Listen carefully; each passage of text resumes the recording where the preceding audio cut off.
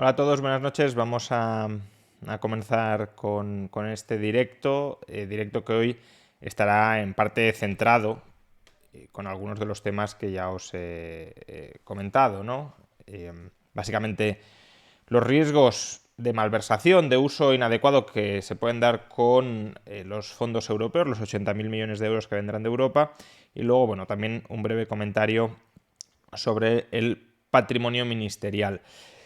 Eh, Antes de entrar en el asunto de los fondos europeos, eh, permitidme que os comparta la siguiente tabla, porque creo que permite contextualizar de qué estamos hablando, ¿no?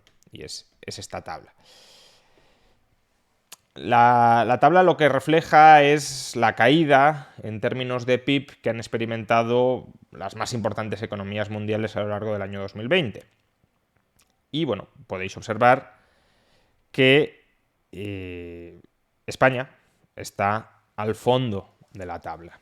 En concreto, España es la economía que en el año 2020 experimentó un mayor hundimiento de, de su PIB. En el año 2020 la economía española, hoy mismo el PIB ha revisado esta cifra de crecimiento, cayó un 10,8%, el doble que, por ejemplo, Alemania, ¿no? Por decir un país relativamente cercano, europeo y relativamente cercano. Incluso cayó más que Francia o Argentina, perdón, que Argentina también, pero no estaba pensando en Argentina, que Francia o Italia, que son países de nuevo europeos y que también tienen una dependencia del turismo bastante acusada.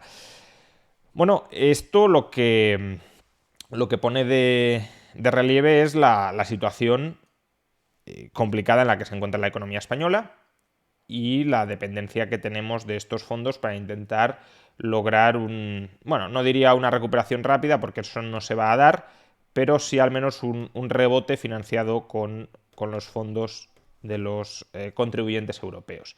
Además, el dato del PIB que hemos conocido hoy, bueno, ya lo habíamos conocido, hace unas semanas se nos dijo que la economía española en 2020 había caído un 11%, hoy lo han revisado un poquito a la baja el decrecimiento, es decir, el crecimiento al alza, hemos caído un 10,8%, no tan mal como aquello que se nos había dicho, pero tened en cuenta que la revisión a mejor es una revisión bueno, que tiene su parte negativa también, porque eh, en el anterior estimación de crecimiento o de decrecimiento, en el cuarto trimestre de 2020, habíamos crecido un 0,4%. Ahora, la estimación definitiva es que no crecimos nada, que en el cuarto trimestre del año 2020 estuvimos estancados. ¿Por qué se ha revisado al alza? Porque lo hicimos mejor en el tercero, ¿no? ¿Y esto qué significa? Pues significa que la economía española no era tan capaz de convivir con la pandemia y con las olas como se nos había dicho y como creíamos a tenor de ese crecimiento modesto, pero crecimiento en el cuarto trimestre del año. Y esto también apunta, por tanto, a que el primer trimestre de 2021 será negativo, ¿no? Bien, dicho esto, pues sabemos que tenemos unos fondos europeos que están por llegar, veremos cuándo llegan. Hoy el Tribunal Constitucional alemán ha retrasado el momento de llegada de estos fondos, pero en todo caso es muy probable que terminen llegando. Pero estos fondos son fondos que, por desgracia, va a manejar de manera absolutamente caprichosa y arbitraria el gobierno de PSOE-Podemos. No digo que por desgracia porque sea el gobierno de PSOE y Podemos, sino porque cualquier administración de fondos que sea omnipotente por parte de un organismo gubernamental, ocupe quien ocupe a ese gobierno, pues es una administración arriesgada y problemática. Bien, el diseño de la gobernanza de los fondos que se ha hecho en España es un diseño básicamente concebido para que nadie controle externamente, nadie fiscalice externamente al gobierno, ¿no? Y por cierto, recordemos que Vox fue crucial a la hora de abstenerse y permitir que este diseño descontrolado de los fondos por parte del gobierno pudiese ser una realidad, porque la abstención de Vox es lo que permitió que el decreto de gestión de fondos, que ya digo, le otorga un poder absoluto al gobierno a la hora de repartirlos, salga adelante. Que quizá hubiese salido adelante más adelante, porque en este caso parte de los apoyos tradicionales del gobierno se oponían y por eso se podía tumbar en el Congreso, pero quizá en el futuro, si Vox hubiese votado en contra, se hubiese planteado otro decreto, a lo mejor todavía peor, y con el apoyo de otros grupos como Esquerra hubiese podido terminar saliendo adelante. Pero lo cierto es que la configuración de la gobernanza que tenemos hoy, desde luego, es en parte culpa de Vox. Y esa gobernanza, repito, es una gobernanza que permite o que dota al gobierno de un control muy grande, de un control total sobre cómo repartir los fondos. Y claro, cuando hay un control total sobre 80.000 millones de euros, pues lo primero que se puede dar es una mala inversión generalizada. Porque siempre pongo el mismo ejemplo. Imaginemos que le damos 80.000 millones de euros a uno de los empresarios más exitosos del momento, como puede ser Jeff Bezos, ¿no? El dueño de Amazon, el principal dueño de Amazon. ¿De verdad nos creemos que Jeff Bezos sabría invertir 80.000 millones de euros en condiciones de eficiencia y de rentabilidad en 1, 2 o 3 años? Pues es muy probable que no. Bien. Y claro, si eso es así, pues un equipo gubernamental que además tiene muy escasa experiencia empresarial, por no decir ninguna, cabe sospechar que tampoco lo hará y por tanto que se puede producir un despilfarro masivo. Pero más allá de si cuentan con la información necesaria como para poder invertir de manera eficiente estos 80.000 millones de euros, hay otro problema. Aunque tuvieran esa información, la usarían para el interés general, para el desarrollo eficiente de la economía española, o la utilizarían quizá para promover determinadas estructuras empresariales que sean de la conveniencia del gobierno de turno, como se suele decir, para repartírselo entre los amigos. Que no es repartírselo, que a veces esto también se malinterpreta, no es repartirse el botín para enriquecerse personalmente, aunque de eso quizá también haya, pero no es lo crucial, ¿no? Lo crucial es utilizar este dinero para crear nuevas redes clientelares, en este caso en la estructura empresarial del país, para permitir que este gobierno pues tenga menos oposiciones, tenga menos resistencias de cara a perpetuarse en el poder en el futuro. Y creo que es así como hay que interpretar unas recientes declaraciones de Pablo Iglesias, ¿no? Ayer Pablo Iglesias colgó el siguiente tuit y el siguiente vídeo. A ver, que lo compartamos. Vaya, parece que... Un segundo. Bueno, compartió un vídeo y un tuit. Si no lo puedo compartir, pues lo leeré.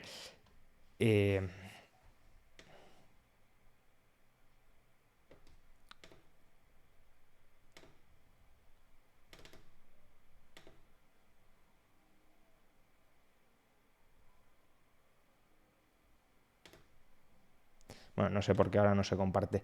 Compartió un tuit en el que decía lo siguiente: los fondos europeos no pueden ir a parar a las mismas oligarquías de siempre, para hacerlo de siempre, sino a las pymes, autónomos y al tejido económico innovador.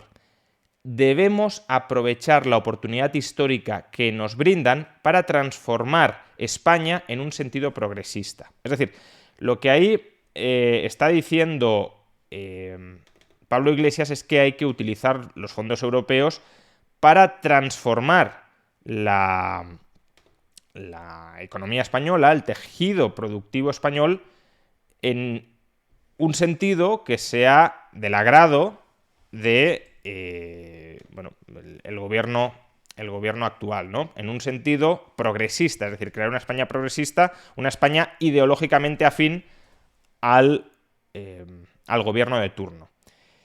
Estoy intentando habilitar el tuit un segundo. Es decir, que en cierto modo lo que Pablo Iglesias está reconociendo, sin decirlo muy a las claras, claro, pero lo que está reconociendo es que el objetivo es instrumentar políticamente las ayudas europeas. No solo perseguir objetivos económicos, sino objetivos políticos. Bien.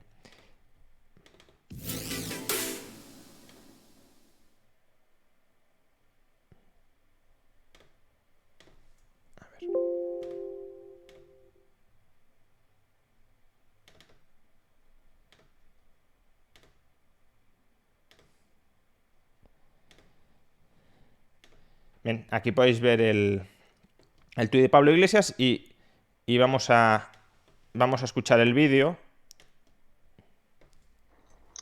Estos fondos son una oportunidad histórica que no podemos desaprovechar para transformar España en una dirección más democrática y más progresista.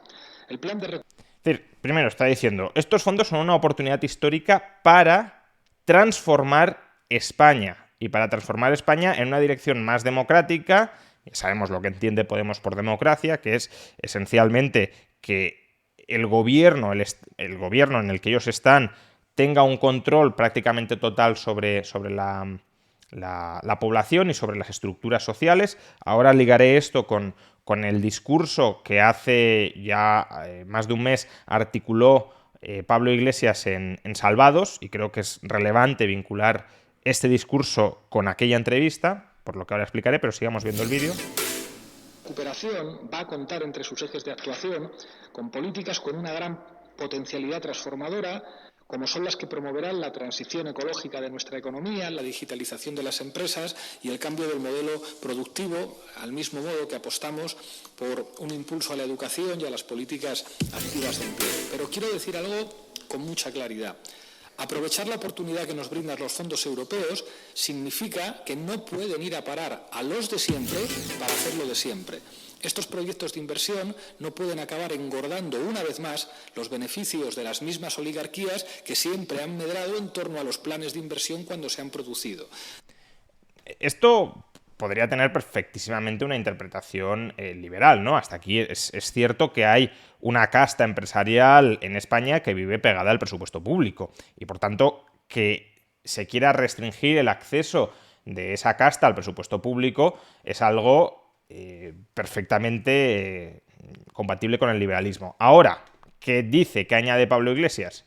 Debemos estar vigilantes, y les aseguro que nosotros lo vamos a estar, para que las pequeñas empresas, los autónomos, los trabajadores, quienes se esfuerzan por innovar de verdad y las personas que más lo necesitan, sean los que realmente se beneficien de estos fondos.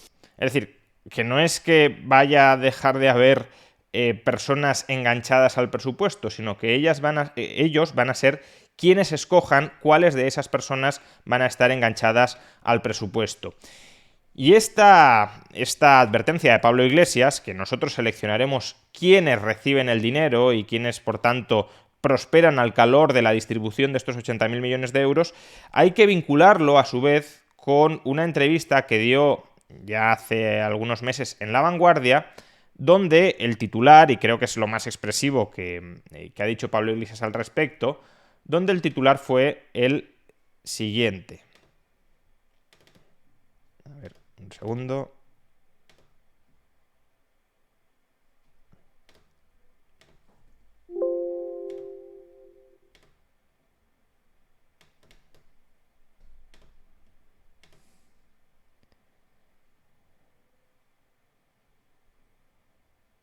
Bueno, no me deja ahora compartir el titular. El titular fue: del plan de reconstrucción debería surgir una nueva élite empresarial. Es decir, que Pablo Iglesias está abogando por crear con el dinero europeo una nueva élite empresarial, una nueva oligarquía, una nueva casta. Es decir, Pablo Iglesias no está diciendo hay que eliminar la casta empresarial que vive enganchada al presupuesto público. No está diciendo eso. Que esto estaría muy bien que lo dijera, claro, ojalá fuera así. Está diciendo: la casta empresarial actual no nos gusta porque es una casta de derechas, es una casta franquista, posfranquista, y no es que necesitemos eliminar esa casta para que no haya casta. Vamos a eliminar esa casta para reemplazarla por nuestra casta. Repito, del plan de recuperación tiene que surgir una nueva élite empresarial. Por tanto, se trata de crear una nueva oligarquía que mame, en este caso, claro, que haya medrado, que haya surgido a costa de ese reparto discrecional de fondos que haya articulado el gobierno, y en este caso, pues el gobierno en el que está Podemos, ¿no? Aquí podéis ver el titular para que no haya ningún tipo de duda al respecto. Y esto es lo que os decía que hay que vincular con el discurso, con la entrevista que Pablo Iglesias ofreció hace algunas semanas en Salvados. Si recordáis lo que sucedió en aquel momento, en aquella entrevista, el titular más llamativo que dio Pablo Iglesias fue si algo he aprendido durante los últimos meses en el gobierno, es que estar en el gobierno no es estar en el poder. Porque hay otros poderes, sobre todo poderes empresariales, que limitan la capacidad de acción del gobierno. La limitan en el sentido de que el gobierno, por suerte, no puede hacerlo absolutamente todo. Es decir, que el gobierno no tiene un poder absoluto y todavía hay empresarios que le dicen no quiero ir por ahí o que presionan para ir en otra dirección distinta a la que el gobierno querría imponer coactivamente al conjunto de la población. Y claro, eso en parte es cierto. Es decir, claro que hay, digámoslo así, contrapoderes fácticos que limitan la acción del gobierno. Claro que hay resistencia de la sociedad civil y de la sociedad empresarial a determinadas medidas del gobierno que atentan contra sus libertades. Y menos mal que existe, no solo entre los empresarios, sino en todos los ámbitos. Y Podemos entiende que para que el gobierno tenga un margen absoluto de actuación, para que el gobierno en definitiva pueda hacer lo que le dé la gana, es necesario esos contrapoderes ir laminándolos o reemplazándolos por contrapoderes que en realidad no lo sean, que sean contrapoderes leales, afines al poder político. Y por eso ese intento de sustitución, de reemplazo de las oligarquías empresariales viejas por las oligarquías empresariales nuevas, leales, afines al gobierno. Del mismo modo que la casta política vieja se ha sustituido en parte por una neocasta política dentro de la que está Podemos, la casta empresarial antigua también se pretende sustituirla por una neocasta empresarial nueva, en este caso, pues regada con el dinero de Europa y por tanto afín a PSOE y Podemos. Creo que el ejemplo anecdótico, pero ejemplo muy llamativo del caso de Plus Ultra es un ejemplo muy claro. Es decir, una empresa que debería estar absolutamente quebrada, desaparecida, recibe 53 millones de euros en contra del criterio, de los criterios objetivos que había marcado la SEPI para recibir ese dinero, simplemente porque es una aerolínea cercana al chavismo y por tanto cercana tanto a PSOE como a Podemos. Y esto es algo que se puede reproducir a una escala muchísimo mayor con el reparto de 80.000 millones. Porque si 53 millones os parece a algunos indignante, que no serán 80.000 millones incluso para desarrollar... Porque aquí es muy claro, digamos, la malversación es muy clara, o la sospecha de malversación es muy clara. Canta muchísimo que se le esté dando dinero a alguien que no debería dársele, ¿no? Pero claro, si se invierte dinero en una nueva industria que está empezando, que es una pyme, pero que queremos convertir en gran empresa inyectándole dinero, pues ese señor, el dueño de una pyme, puede ser un absoluto desconocido, aunque sea afín, cercano al gobierno, y por tanto tampoco podemos saber si ese proyecto tiene buena justificación o tiene mala justificación, porque como además no hay un control externo a una fiscalización externa al reparto de fondos por parte del gobierno, pues entonces los demás no tenemos demasiado criterio para poder opinar si ese reparto de fondos ha sido acertado o no ha sido acertado. Y desde su perspectiva, desde luego lo será, para generar esas redes de empresarios leales clientelizados. Bien, hay algunas preguntas sobre este tema. Andrés Sánchez, ¿por qué a los alemanes le regalan dinero a los españoles? Bueno, yo creo que esto está... O sea, hay un motivo, si lo queréis, económico, que sería potencialmente razonable, y es que el conjunto de la economía mundial, ¿no? Pero también Europa es una economía donde la especialización regional y la división del trabajo está bastante marcada, ¿no? España es una economía, por ejemplo, marcadamente especializada en el turismo. Entonces, claro, la especialización tiene riesgos. El riesgo de que, por ejemplo, te llegue una crisis sectorial y te vengas abajo. Entonces, yo creo que Europa ha dicho, si queremos mantener esa especialización, que en general es positiva, de alguna manera hay que ayudar a los que en esta crisis lo están pasando mal por estar especializados en el turismo. En parte creo que ese es el razonamiento económico.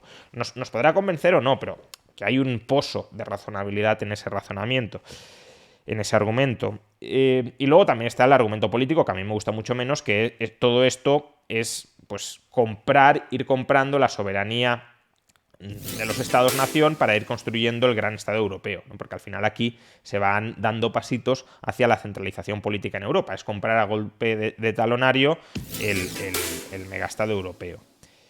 Miguel Lora, ¿podría Europa rechazar dar las ayudas a España viendo en qué se están gastando las ayudas? Bueno, de momento lo que se está gastando en Plus Ultra y demás no es dinero europeo, es dinero español. Es dinero de la SEPI, de dinero europeo. De hecho, todavía no ha llegado nada y ya veremos cuándo llega. Entonces, ahí Europa no tiene mucho que decir. Tendrá que decir en las ayudas europeas, pero tendrá que decir relativamente, porque Europa tampoco sabe si un empresario al que se le da una ayuda es un empresario afín al gobierno o deja de serlo. Entonces, sí que habrá un cierto control de Europa, sí que se intentará minimizar las malversaciones más obscenas, pero el intento de crear una nueva oligarquía empresarial evidentemente está ahí.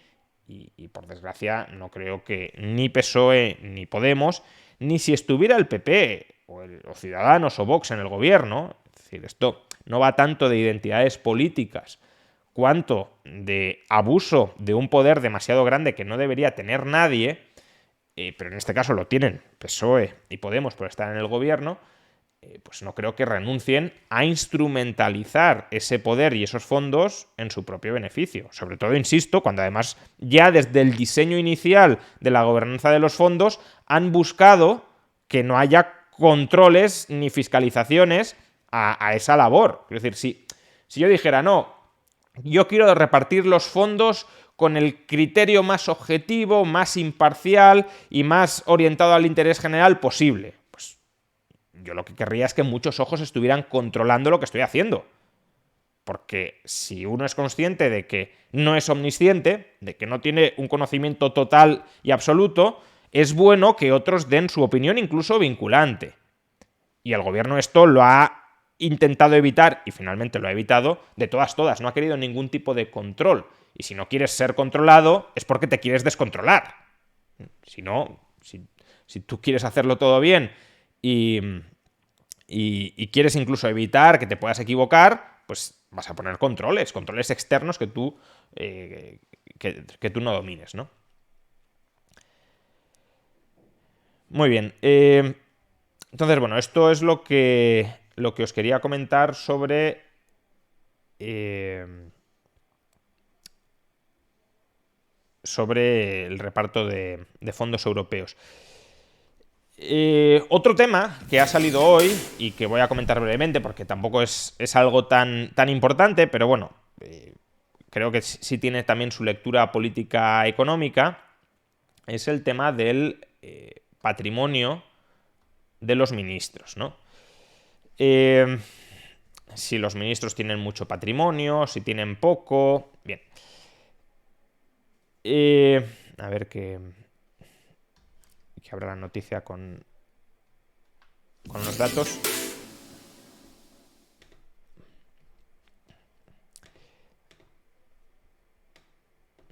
A ver. Bueno, quizá lo más comentado ha sido el patrimonio que tienen Pablo Iglesias e Irene Montero, ¿no? Y bueno, es un patrimonio desde luego llamativo, pero bueno, tampoco es extraordinario, ¿no? Pablo Iglesias tiene un patrimonio neto de 310.000 euros.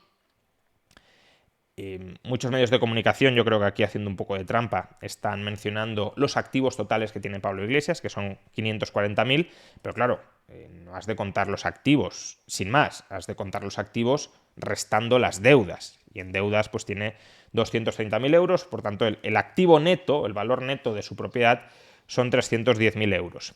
Y luego Irene Montero pues tiene un patrimonio neto de 400.000 euros, por tanto la pareja conjuntamente tiene un patrimonio de más de 700.000 euros, resultado de un activo total de 630.000 euros y de unas deudas de 230.000.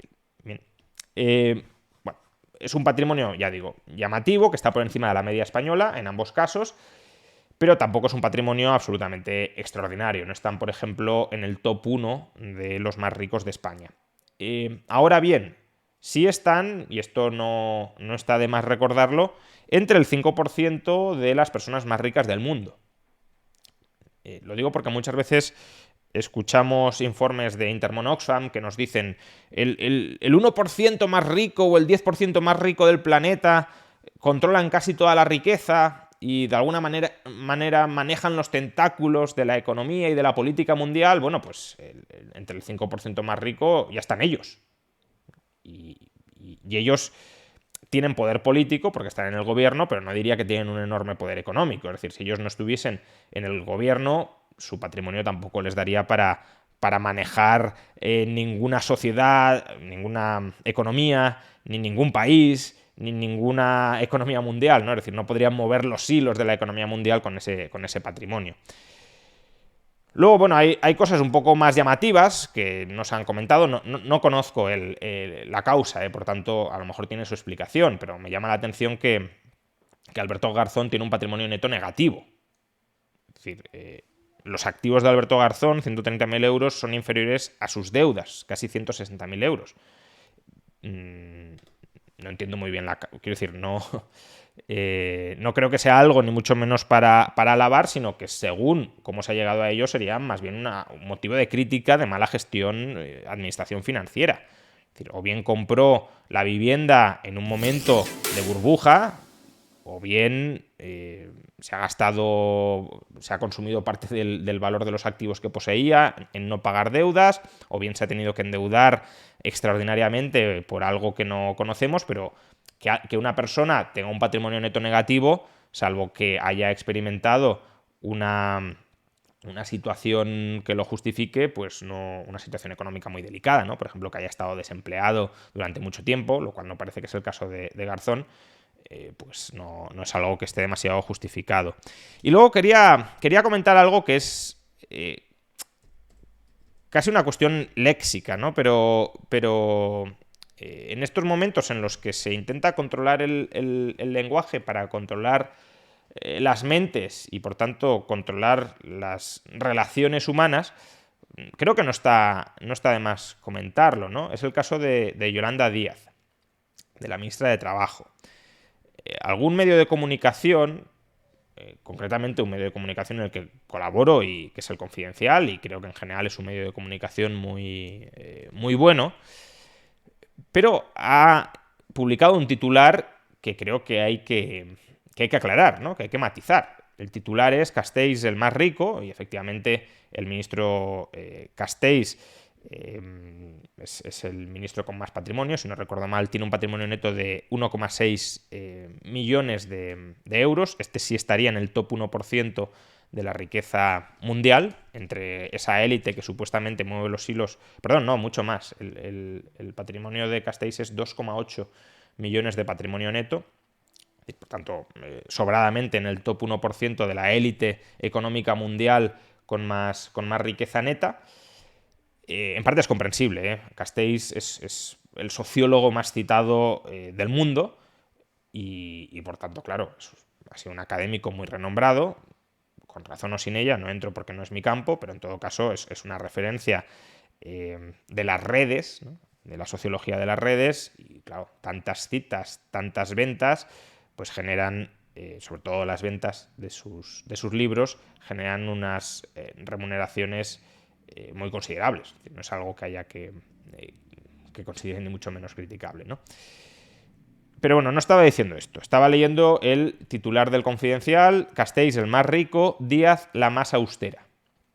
Y quería comentar este uso del término austeridad.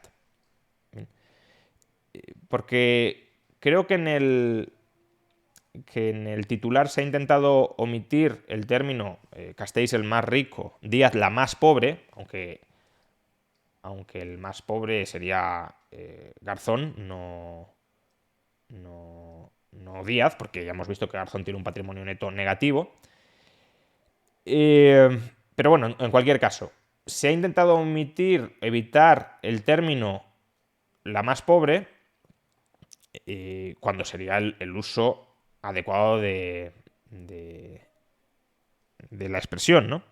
¿Por qué? Pues porque, desde luego, hablar de austeridad en este contexto es muy equivocado. Austeridad significa, pues, gastar poco, vivir con poco. Y presuponer que quien tiene un patrimonio neto bajo, quien tiene una riqueza escasa, es una persona austera, es un error, ¿no? ¿Por qué razón? Pues porque el patrimonio neto es el resultado, la riqueza neta es el resultado del ahorro acumulado durante tu vida profesional, tu vida económica. Entonces, una persona efectivamente puede tener muy poca riqueza neta porque sus ingresos han sido muy escasos y esa escasez de ingresos le ha impedido ahorrar y al mismo tiempo le ha impedido vivir con muchos lujos, ¿no? Entonces, en ese sentido, sí podríamos decir que una persona que ingresa poco y que ha adaptado su tren de vida a sus escasos ingresos que no le permiten ahorrar es una persona austera. En ese caso, por tanto, austeridad y riqueza baja podrían ir de la mano. Pero es que también se puede dar el caso de una persona que ingrese mucho, que se lo funda todo, que lo dilapide todo y que justamente porque se lo funde todo no ahorra nada. Y si no ahorras nada, tu patrimonio neto evidentemente también es nulo o prácticamente nulo. Y en este caso, por tanto, sería todo lo opuesto a la austeridad. Una persona que ingrese decentemente y no ahorre nada no es austero o no es austera. Es despilfarrador o es despilfarradora. O dicho de otra manera, una persona puede no tener nada de patrimonio y ser un manirroto, no necesariamente ser austero. Y al revés, una persona que es rica y que tiene un alto patrimonio, puede ser que sea rica y que tenga un alto patrimonio porque lleve un nivel de vida muy austero, porque ingresa mucho y lo ahorra casi todo. Entonces, si ingresas mucho y gastas muy poco, es decir, ingresas mucho y eres muy austero, tendrás mucho patrimonio. Entonces, de alguna manera, contraponer riqueza a austeridad creo que es una perversión de los términos, que además nos remite a una perversión de los términos del fundamento del sistema económico. Ya lo he comentado muchas veces, pero el sistema económico capitalista es un sistema que en su propia base está asociado al ahorro, a la austeridad. ¿Por qué? Porque capitalismo implica acumulación de capital. Y el capital se acumula, incluso para los marxistas, esto no va de ideologías o de perspectivas económicas, el capital se acumula ahorrando, no consumiendo. Si tú consumes tus ingresos, si tú consumes todas las mercancías que produces, no hay ahorro y no hay capitalización de la economía. Por tanto, el capitalismo que se basa en la acumulación de capital se tiene que basar, como no, en la acumulación de ahorro. Y el ahorro surge necesariamente del no consumo, de restringir el consumo. Entonces, claro, decir, no, si una persona ha ahorrado mucho, si una persona ha acumulado mucho ahorro, entonces esa persona no es austera, ¿no? Es que es austera. Y al revés, ¿no? Una persona que no tenga nada es una persona austera. A lo mejor es austera, en el sentido de que no ha tenido oportunidad de ahorrar y vive de manera bastante modesta. Pero también puede ser perfectamente que esa persona no sea austera, sino que esté dilapidando prácticamente todo lo que ingresa. ¿De acuerdo? Muy bien, pues esto es lo que os quería comentar en este directo de hoy. Y no sé si tenéis alguna pregunta rápida antes de terminar, pues podemos iniciar una breve ronda de preguntas y si no, pues damos por terminado el directo. Saidek, qué directo muy informativo, gracias. Bueno, pues intentaré que sean informativos. Suárez, posición del liberalismo sobre el trabajo temporal. Bueno, esto sería casi un tema para otro directo, ¿no? Pero bueno, si el trabajo temporal es consecuencia del libre pacto de las partes, pues entra dentro de la autonomía contractual para el liberalismo. Otra cosa es que uno pueda pensar que en general las relaciones laborales estables, previsibles, son beneficiosas, ¿no? El problema es que en España la legislación laboral provoca un exceso de contratación temporal porque encarece excesivamente la rescisión de los contratos indefinidos. Y por tanto, el exceso de temporalidad que hay en España no es resultado, en realidad, del pacto libre y voluntario de las partes, sino de la imposición política de un determinado modelo de relaciones laborales que favorece esa temporalidad. Y Bonovi, ¿qué opinas de que a Madrid le corresponda el 9,8% de las ayudas? Este es eso es un lema probablemente de campaña que ya está empleando Isabel Díaz Ayuso, ¿no? Ha publicado un tuit diciendo algo así como: Madrid es el 20% del PIB y solo nos dan el 9,8% de las ayudas. Bueno, creo que es un tema como mínimo opinable. No tengo muchas dudas de que el gobierno central, bueno, pues tiene un sesgo anti-Comunidad Autónoma de Madrid y que en la medida en que tenga margen para perjudicar la prosperidad de una comunidad que no gobierna y que además, en cierto modo, constituye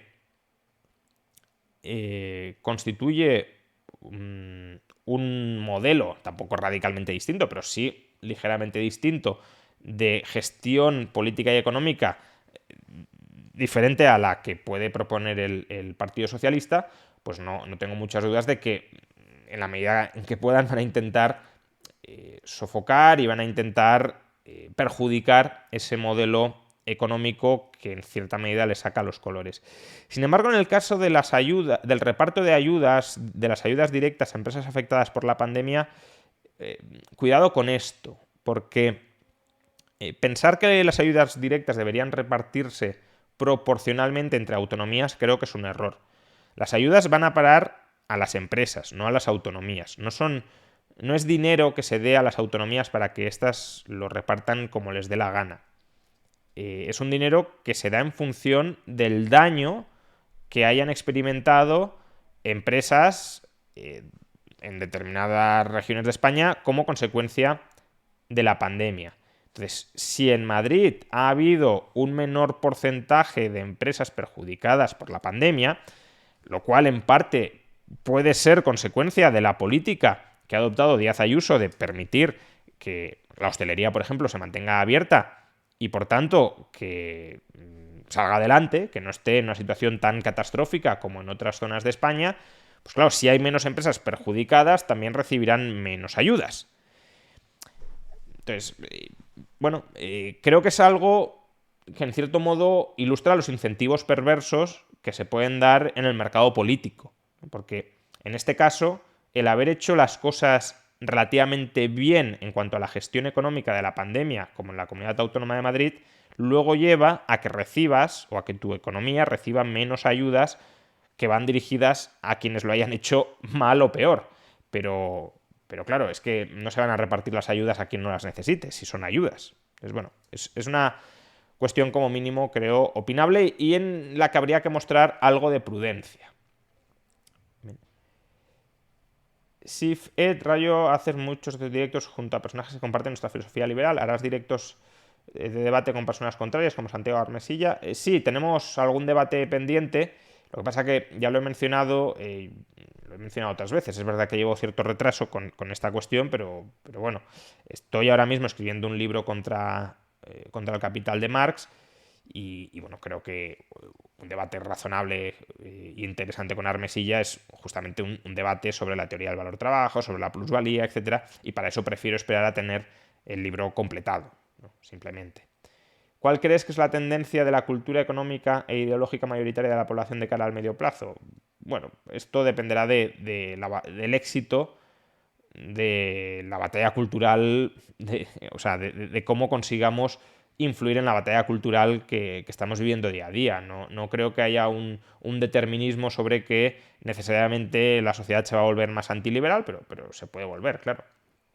¿Consideras que sería positivo que ganase Ayuso en Madrid o da igual porque todas las opciones mantienen un estado enorme? Bueno, yo creo que es positivo que gane aquel partido o aquellos partidos que tengan propuestas más positivas para la economía. Y yo creo que en ese sentido, tanto PP como Vox o Ciudadanos tienen propuestas económicas menos nocivas para la Comunidad Autónoma de Madrid. No es que me preocupe. Y bueno, ahora Gabilondo dice que no subirá los impuestos. Lo que pasa es que ese compromiso quizá no sea muy creíble, ¿no? Porque hace mes y medio proponía justamente subir inmediatamente los impuestos, ¿no? Entonces, creo que las propuestas que se plantean desde ese lado, aunque todavía no están muy definidas, son propuestas económicas claramente mejores para la Comunidad Autónoma de Madrid, que amplían más las libertades económicas. No es que me importen solo las libertades económicas, ni mucho menos. Yo ya he mencionado en muchas ocasiones que jamás podría votar a Vox en las elecciones generales. Bueno, primero que no voto, por tanto no podría votar ni a Vox ni a nadie, pero si votara, jamás votaría a Vox porque muchas de sus políticas no económicas, salvo que cambien en el futuro, pero de momento me parecen totalmente desnortadas y bastante preocupantes y perjudiciales para las libertades no económicas. Ahora, en el caso de una comunidad autónoma, por suerte, no hay muchas de esas políticas no económicas antiliberales que tengan margen para aplicar. Entonces, en este caso creo que la economía, desde mi punto de vista, que no tiene por qué ser el punto de vista de otros liberales, que a lo mejor le dan menos peso a la economía, pero creo que en este caso la economía sí puede tener algo más de peso y tiene sentido que sea así en la decisión de quién sería mejor que ganara o perdiera, ¿no? Felijob, ¿crees que Internet ha propiciado que se propaguen ideas liberales al ser más fácil el acceso a la información? Hombre, yo creo que es indiscutible que sin Internet el liberalismo sería muchísimo menos conocido. Don Específica, aparte de analista en televisión, escritor y youtuber económico-político, ¿haces algo más de forma profesional? O sea, de forma profesional, bueno, doy clase en la universidad, en la universidad y en el centro de estudios SOMA, que de hecho es casi lo que me consume más tiempo, más que todo lo otro. Y hobby sí, tengo, pero bueno, mi vida personal no sé hasta qué punto interesa o debería interesar. Ravencio, buenas, Juan Ramón. ¿Qué puede decir el liberalismo de aquellas industrias que echaron a andar con el dinero del contribuyente? Aeronáutica, sector espacial. Bueno, el hecho de que hayan recibido dinero del contribuyente no significa que sin dinero del contribuyente no hubiesen echado a andar. Aquí hay una cierta falacia de correlación histórica. El Estado puede repartir dinero por todas partes, pero eso no significa que sea indispensable, al menos que haya algún tipo de problema de coordinación o de externalidad positiva no internalizada en estas industrias, no hay justificación. ¿Mejorará el ritmo de vacunación en el segundo trimestre? Debería, porque tendremos la vacuna de Johnson & Johnson, pero con Europa todo es posible. ¿Qué opinas del tema de la vivienda y los fondos buitre?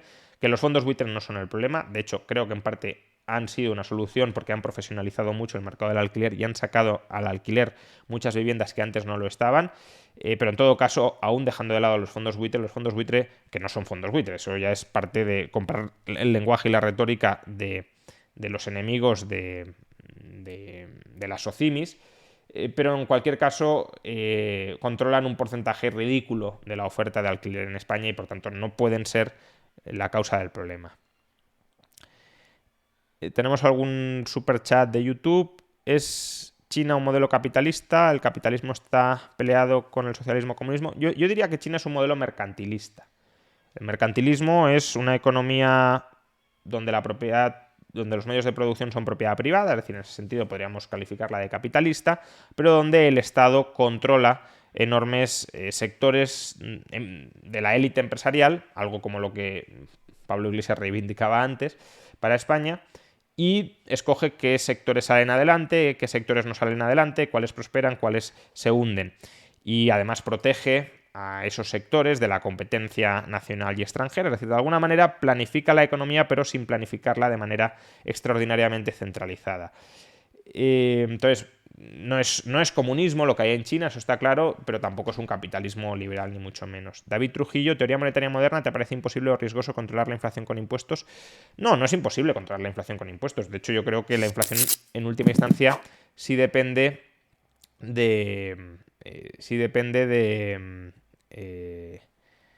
del saldo presupuestario, del saldo fiscal favorable o desfavorable que tenga un Estado. Lo que pasa que encomendarle la gestión de la inflación a los políticos genera un problema de inconsistencia temporal, de incentivos perversos muy grandes.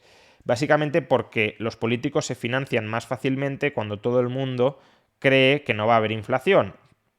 Entonces ellos tienen el incentivo de, cuando no hay inflación, deteriorar el presupuesto para poder gastar sin subir impuestos. Y eso la población lo sabe, lo aprende y por tanto descuentan que si la política monetaria, digámoslo así, está en manos del poder político, habrá estructuralmente más inflación que si está en manos de unos agentes independientes que tienen como objetivo el control de la inflación, como puede ser el Banco Central hoy en día.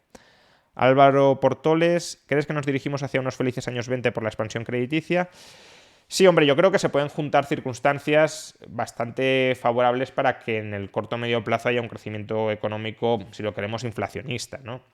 Ha habido mucho estímulo acumulado que no se ha terminado de gastar, es decir, hay una gran cantidad de ahorro precaucionario que, en cuanto la economía se normalice, pues probablemente se gaste en consumo, en inversión, y eso genere, en un clima además de bajos tipos de interés, un periodo de prosperidad artificialmente elevada. Sí que es verdad, aparte si unimos pues, los fondos europeos en España, etcétera, pues sí que se puede juntar ese crecimiento exuberante. Sí que es verdad que, no obstante, no hay que olvidar que si esto se prolonga mucho, podemos llegar a una situación donde las finanzas públicas empiecen a estar tensionadas y eso nos abocaría a una crisis por incertidumbre generalizada en las finanzas estatales. Bien, pero bueno, si salimos rápido de esta, que cada vez se va retrasando más, no tendría por qué ser así.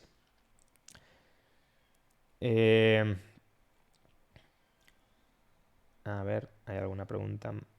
Evil Arkham me pregunta si con Marley o con Eldia. Bueno, ya comenté el otro día que creo que la serie El ataque de los titanes de alguna manera pone de manifiesto cómo ni todos son buenos ni todos son malos y cómo de alguna manera el colectivismo nacional, tú eres de Marley, tú eres de Eldia, por tanto tú no eres de los míos, tú eres de los otros, tú eres mi enemigo, lo que genera pues, un incentivo muy, muy grande para las guerras y el enfrentamiento permanente y sin fin, ¿no?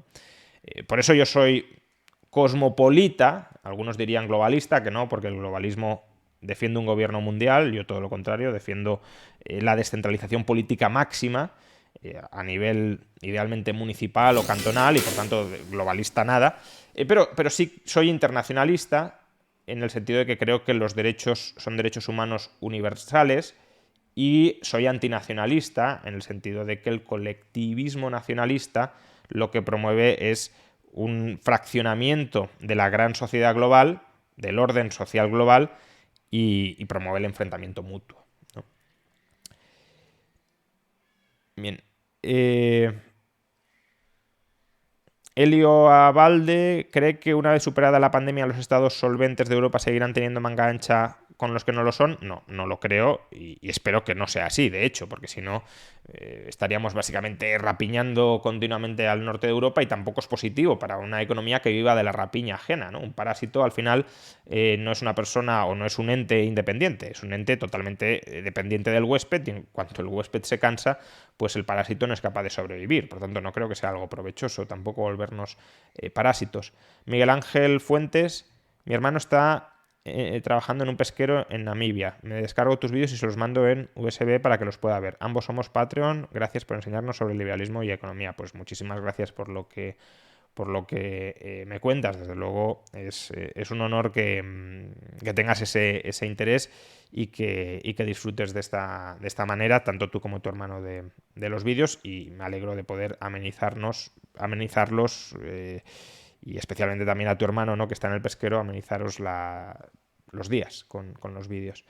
Diego Valencia, profesor, ¿los liberales están de acuerdo o en contra de los apoyos que dan los burócratas del FMI? Yo creo que el FMI habría que cerrarlo porque efectivamente es una burocracia internacional que lo que hace es redistribuir el dinero de los contribuyentes de los países decentes, de los países que han mantenido en orden sus finanzas, a los burócratas de los países insolventes y que han destrozado sus finanzas. Por tanto, creo que es una burocracia que además surge del keynesianismo, surge de la mente de Keynes y de otro señor que ahora es menos conocido, que se llamaba Harry Dexter White, que además más adelante se descubrió que Harry Dexter White, el padre intelectual junto con Keynes del Fondo Monetario Internacional, de hecho más Harry Dexter White que Keynes, era un agente infiltrado en Estados Unidos de la Unión Soviética. Por tanto, es una burocracia que debería desaparecer idealmente ipso facto. En fin, ya llevamos casi una hora de emisión. Espero que hayáis disfrutado de este directo nocturno del viernes. Y nada, pues muchas gracias a todos, muchas gracias por las preguntas y nos vemos en un próximo directo, como esto ya es un poco tarde, próximo directo tanto en YouTube como en Twitch. Hasta la próxima.